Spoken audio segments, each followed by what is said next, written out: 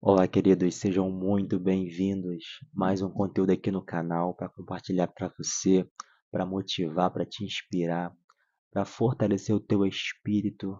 E se você tem visto que esse canal tem sido bênção para a sua vida, se inscreva, ative as notificações, curta nossos vídeos, porque o foco aqui são pessoas, o propósito desse canal são pessoas. E vocês têm visto que essa semana a gente está num estudo sobre Efésios. Já temos 2 vídeos já numa playlist que eu deixei salva aqui no canal para você assistir os outros vídeos, o capítulo primeiro e o capítulo segundo. Eu confesso para vocês que é um livro que confronta, é um livro muito cristocêntrico, até porque a Bíblia por si só é cristocêntrica. De Gênesis a Apocalipse, o foco é Jesus, o foco é o Pai, é o Senhor.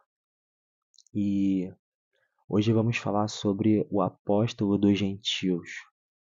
O capítulo 3 de Efésios, ele nos traz algo valioso que eu quero compartilhar com vocês no dia de hoje.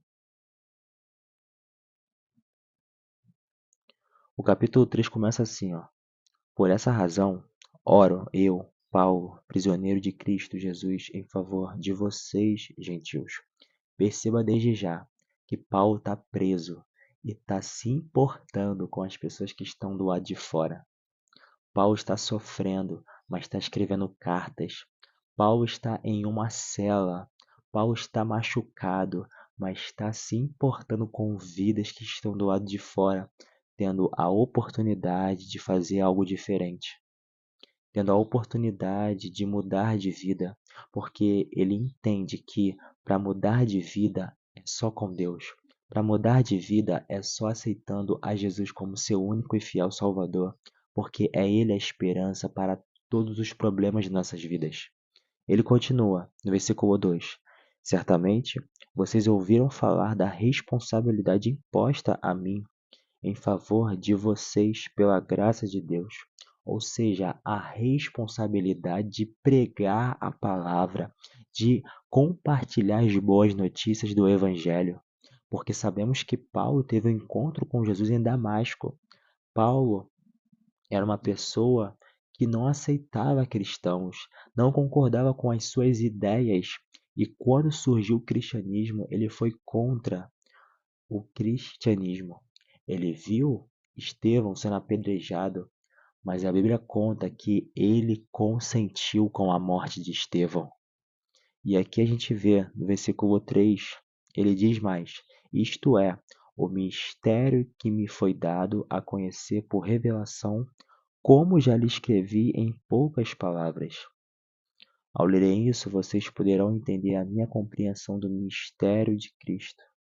Esse mistério não foi dado a conhecer aos homens de outras gerações, mas agora foi revelado pelo Espírito aos santos apóstolos e profetas de Deus. Ou seja, a revelação do Espírito dada a profetas agora foi dada aos apóstolos. Apóstolos esses que estão dando continuidade àquilo que Jesus começou. Jesus esteve aqui na terra. O seu ministério durou por volta de 3 anos a 3 anos e meio, mas ele preparou discípulos. Esses discípulos, após a morte de Cristo, eles se tornaram grandes apóstolos, como o apóstolo Pedro. E aqui Paulo é um desses apóstolos que durante esse tempo ele tem um encontro com Cristo em Damasco. Ele tem uma mudança significativa na sua vida.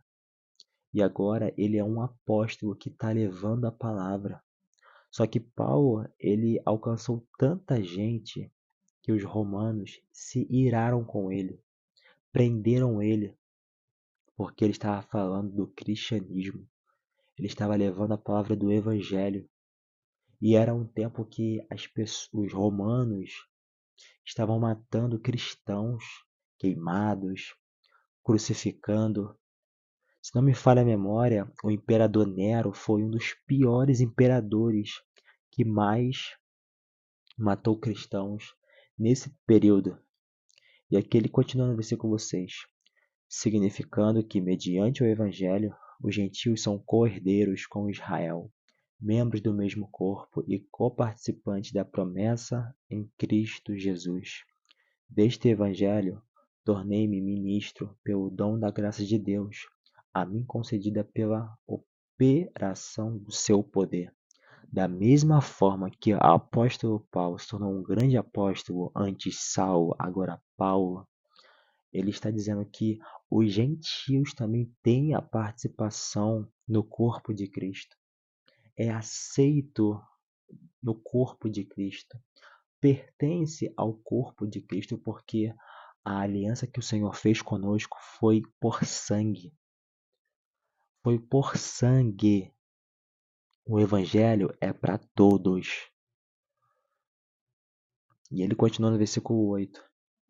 Embora eu seja o menor dos menores de todos os santos, foi-me concedida esta graça de anunciar ao Cristo, de anunciar aos gentios.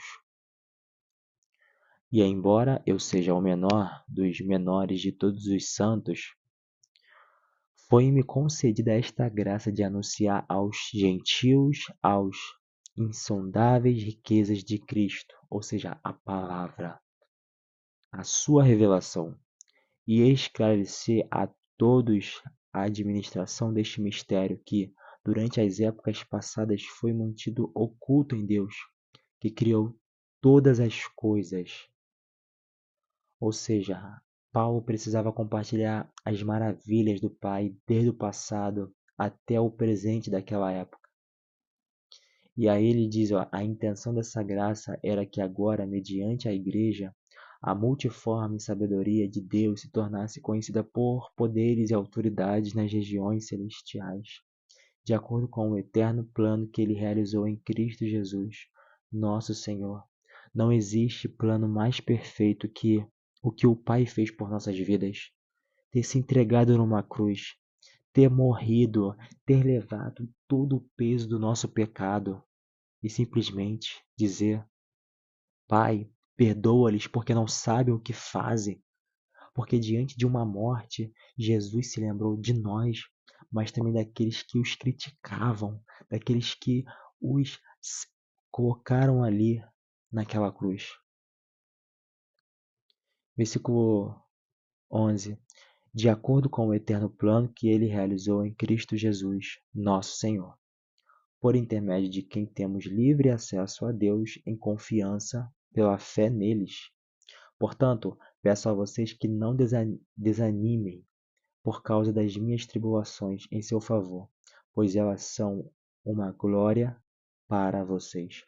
Paulo está pedindo para as pessoas não se preocupar com o que está acontecendo com ele, porque embora ele está preso, embora ele está numa cela, ele está fazendo a vontade do Pai dele.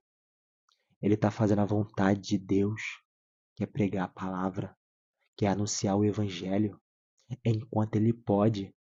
Se ele pode só escrever, ele está anunciando. Olha o que Paulo está fazendo e perceba quantas pessoas atualmente têm dificuldade para pregar a palavra. As pessoas têm uma boa saúde, as pessoas são bem financeiramente, as pessoas têm casa, têm carro, têm tudo. E o que impede delas pregar o Evangelho? Nas suas escolas, cursos, faculdade, trabalho, a pessoa tem tudo. Paulo aqui, só tem uma única esperança, a sua salvação. Paulo aqui, ele está em uma cela, machucado e ferido, e escrevendo cartas para quem está bem do lado de fora. O cara tá preso. O cara tá preso. E tem gente hoje que tá bem de saúde. E quantas pessoas estão bem de saúde hoje não tem uma coragem de falar um Jesus te ama pro seu vizinho. Paulo continua no capítulo E Paulo continua no versículo 14: Por essa razão, ajoelho-me diante do Pai, do qual recebe o nome toda a família nos céus e na terra. Oro para que, com suas gloriosas riquezas, ele os fortaleça no íntimo do seu ser com poder, por meio do seu Espírito. Esse Espírito Santo que veio para nos consolar, nos trazer força, nos trazer paz, nos trazer ânimo. Esse Espírito, Paulo está preocupado em que as pessoas não estão aceitando, mas ele está pedindo, ele ora para que as pessoas aceitem esse Espírito que traz essa paz que excede todo entendimento. Para que Cristo habite no coração de vocês mediante a fé, e oro para que, estando arraigados e alicerçados em amor, vocês possam, juntamente com todos os santos, compreender a largura, o comprimento, a altura e a profundidade, e conhecer o amor de Cristo que excede todo conhecimento, para que vocês sejam cheios de toda a plenitude de Deus. Queridos, olha a preocupação do apóstolo Paulo. Ele quer que as pessoas sintam esse amor, essa paz de espírito. E ele diz mais que aquele que é infinitamente mais do que tudo o que pedimos ou pensamos, de acordo com o seu poder que atua em nós, a ele seja a glória na igreja e em Cristo Jesus por todas as gerações, para todo sempre. É lindo ver isso. Um apóstolo preso, um apóstolo machucado, desejando que as pessoas sintam um amor, compreendam a largura, o comprimento, a altura e a profundidade e conhecer o amor de Cristo. Queridos, esse amor que excede todo entendimento, ele tá aí, ó, batendo na sua porta. Ele quer entrar na sua vida. Ele quer entrar na sua família. Ele quer fazer morada. Ele não quer que você seja mais um na multidão. Mas você tem que entender uma coisa. Para ele entrar, para ele habitar na sua vida, você tem que permitir isso acontecer. Tomar atitudes.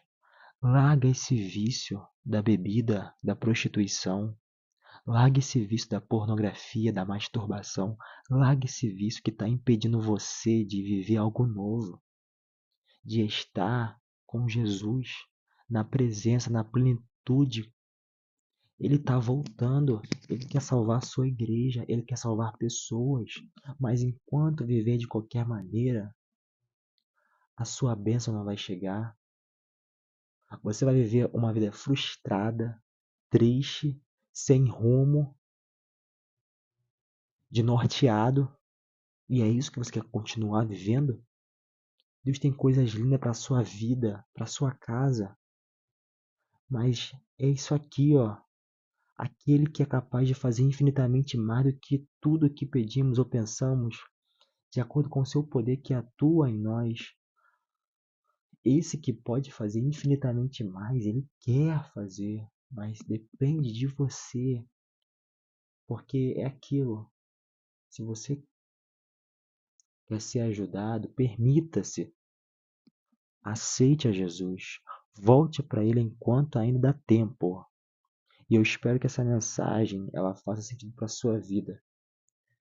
E se você gostou dessa reflexão, desse objetiva, curta nossos vídeos e ative as notificações para você ficar atualizado sempre que eu postar um vídeo novo aqui no canal. Que Deus vos abençoe. Fica na paz.